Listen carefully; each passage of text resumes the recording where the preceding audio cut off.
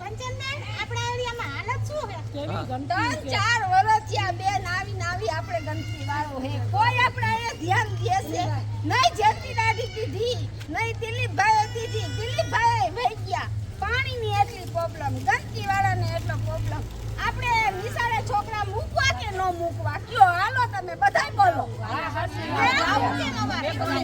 કોઈ સરપંચ તો ધ્યાન દે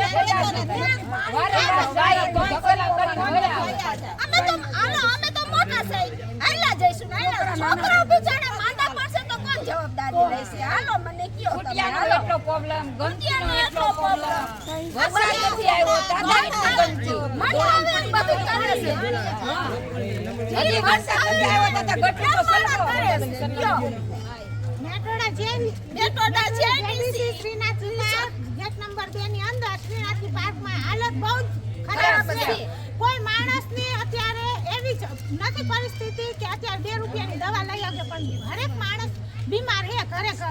એવી હાલત થઈ ગઈ કોઈ ધ્યાન દેતા નથી ગટરું ઉપરાણેલી છે ગમે એટલી વાર જાવ ધક્કા મારી તાળી વયા હાલત તદ્દન ખરાબ છે પણ અહીંયા કોઈ તંત્ર નથી કે અહીંયા કોઈ માણસ આવતું નથી. કોઈ જોવાય નથી જેતીભાઈને 50 વખત ફોન કર્યા કેટલી વાર 50 વખત ફોન કર્યા જેતીભાઈ દિલીપભાઈનું નામ દે દિલીપભાઈ જેતીભાઈ